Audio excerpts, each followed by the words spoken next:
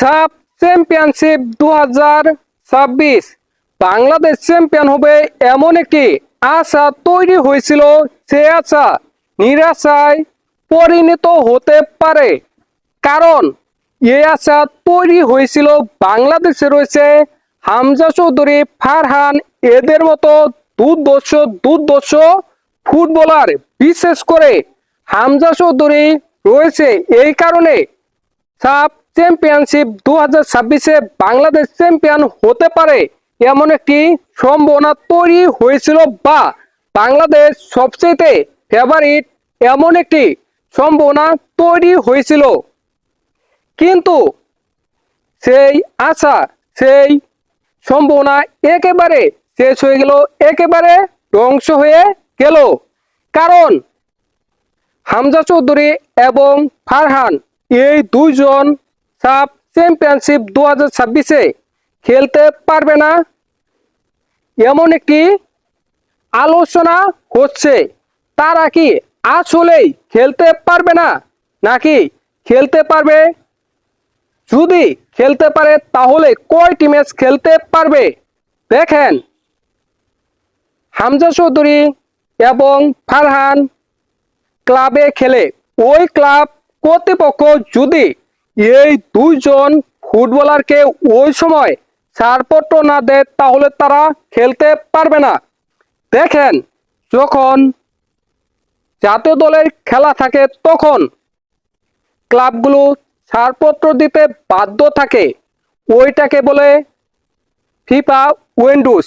দেখেন, যেহেতু sub championship 12 থেকে 13 দিন হবে, ওই সময়টা ফিফা উইন্ডোজ সময়সীমাকে অতিক্রম করে। এই কারণে হামজা চৌধুরী এবং ফারহান এই দুইজন ফুটবলার সম্পূর্ণ টুর্নামেন্ট খেলতে পারবে না। দেখেন, হামজা চৌধুরী তার ক্লাবের খেলা রয়েছে 14 তারিখে। হামজা চৌধুরীর চলে যেতে হবে 10 বা 11 তারিখে, অর্থাৎ হামজা চৌধুরী গ্রুপ পর্বের প্রথম 2টি ম্যাচ খেলতে পারবে, তারপরে সেমিফাইনাল এবং ফাইনাল খেলতে পারবে না। এইটাই বাংলাদেশের সবচেয়ে চিন্তার বিষয়। এইটাই বাংলাদেশকে চ্যাম্পিয়ন হওয়া থেকে আটকে দিতে পারে।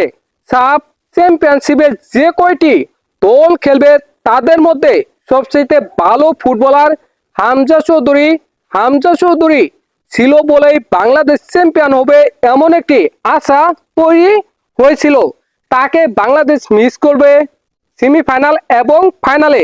ফারহান, দেখেন, ফারহানের ক্লাবের খেলা রয়েছে 7 তারিখে, অর্থাৎ ফারহান গ্রুপ পর্বের কোনো ম্যাচ খেলতে পারবে না, সেমিফাইনাল এবং ফাইনাল খেলতে পারে। ফারহানকে নিয়ে খুব বেশি চিন্তার বিষয় নেই, কারণ সে সেমিফাইনাল এবং ফাইনাল খেলতে পারবে। কিন্তু হামজা চৌধুরী সেমিফাইনাল এবং ফাইনাল খেলতে পারবে না, এইটাই বাংলাদেশের সবচেয়ে চিন্তার বিষয়। দেখেন, হামজা চৌধুরী খেলতে না পারলে বাংলাদেশ হয়তোবা এবারও চ্যাম্পিয়ন হতে পারবে না। দেখেন, বাংলাদেশ 2003 সালে সাব চ্যাম্পিয়নশিপে চ্যাম্পিয়ন হয়েছিল, ওইটাই বাংলাদেশের একমাত্র ট্রফি সাব চ্যাম্পিয়নশিপে। এবার আরেকটি ট্রফি পেতে পারত যদি হামজা চৌধুরী এবং ফারহান এই দুইজনই পুরো টুর্নামেন্ট খেলতে পারত।